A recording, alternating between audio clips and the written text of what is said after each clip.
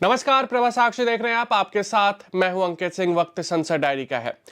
Bharat America अंतरिम व्यापार समझौते और पूर्व सेना प्रमुख एमएम नरवणे के संस्मरण से जुड़े विवाद को लेकर कई दिनों तक चले तीखे राजनीतिक वाद विवाद के बाद शुक्रवार को बजट सत्र का पहला चरण समाप्त हो गया।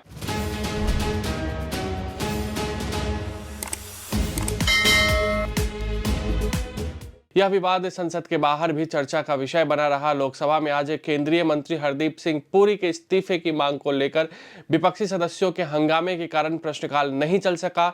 दोनों सदन अब 3 सप्ताह के अवकाश पर चले गए हैं। लोकसभा और राज्यसभा की कार्यवाही 9 मार्च को फिर से शुरू होगी। बजट सत्र, जो कि 28 जनवरी को राष्ट्रपति के संसद को दिए गए संयुक्त संबोधन के साथ शुरू हुआ था, 65 दिनों में 30 बैठकों के साथ समाप्त होगा।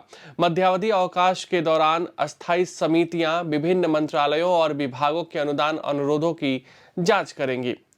लोकसभा में 2 फरवरी से राष्ट्रपति अभिभाषण के धन्यवाद प्रस्ताव पर चर्चा शुरू हुई थी। धन्यवाद प्रस्ताव और इसका समर्थन करने के लिए भाजपा के 2 सदस्यों के भाषण के बाद जब नेता प्रतिपक्ष राहुल गांधी ने अपनी बात रखनी शुरू की तो उनकी एक टिप्पणी को लेकर सदन में हंगामा शुरू हो गया।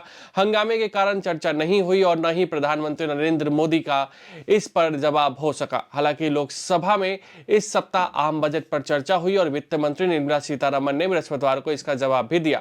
नेता प्रतिपक्ष राहुल गांधी को सदन में बोलने की अनुमति नहीं देने और 8 विपक्षी सांसदों को निलंबित करने के मामले में कांग्रेस समेत विपक्षी दलों ने लोकसभा अध्यक्ष ओम बिरला को पद से हटाने के प्रस्ताव के लिए लोकसभा महासचिव को एक नोटिस दिया है। सूत्रों ने कहा है कि नोटिस बजट सत्र के द्वितीय चरण की शुरुआत होने पर विचार के लिए सूचीबद्ध किया जा सकता है। उच्च सदन में भी 2 फरवरी को राष्ट्रपति अभिभाषण पर धन्यवाद प्रस्ताव पर चर्चा शुरू हुई थी। इस चर्चा का प्रधानमंत्री नरेंद्र मोदी ने 5 फरवरी को जवाब दिया। राज्यसभा में 9 फरवरी से आम बजट 2026-27 पर चर्चा शुरू हुई थी, जिसका जवाब वित्त मंत्री निर्मला सीतारमण ने 12 फरवरी को दिया। कल ही उच्च सदन में औद्योगिक संबंध संहिता संशोधन विधेयक को संक्षिप्त चर्चा के बाद पारित कर दिया गया। आज की कार्यवाही। आम आदमी पार्टी के सदस्य संजय सिंह ने शुक्रवार को राज्यसभा में सरकार से मांग की कि थल सेना में भर्ती के लिए परीक्षा पास कर चुके युवाओं की तत्काल भर्ती की जाए और सैनिकों को वरिष्ठ अधिकारियों की सेवा में लगाना बंद किया जाए। उच्च सदन में शून्यकाल के दौरान यह मुद्दा उठाते हुए सिंह ने कहा कि 2019 से 22 के बीच लगभग 1.23 लाख युवाओं ने थल सेना में भर्ती के लिए शारीरिक और चिकित्सा परीक्षा पास की, जबकि लगभग 7,000 उम्मीदवारों ने वायुसेना के लिए परीक्षा उत्तीर्ण की।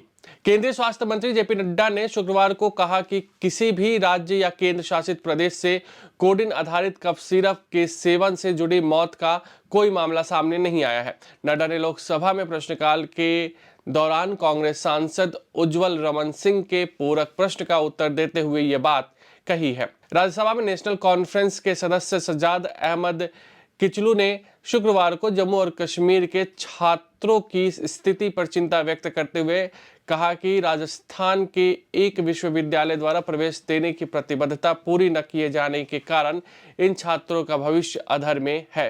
किचलू ने शून्यकाल के दौरान यह मुद्दा उठाते हुए कहा कि जम्मू के कई छात्रों ने राजस्थान स्थित मेवाड़ विश्वविद्यालय में नर्सिंग पाठ्यक्रमों में प्रवेश पाने के लिए आवेदन किया, लेकिन उन्हें प्रवेश नहीं दिया गया, जबकि विश्वविद्यालय प्रशासन ने उन्हें प्रवेश दिलाने का आश्वासन दिया था। अगर आप भी लेना चाहते हैं देश दुनिया की तमाम जानकारी तो आज ही सब्सक्राइब करें हमारे चैनल को। साथ ही नीचे दिए बेल आइकन को जरूर दबाएं ताकि हर अपडेट आप तक पहुंच सके।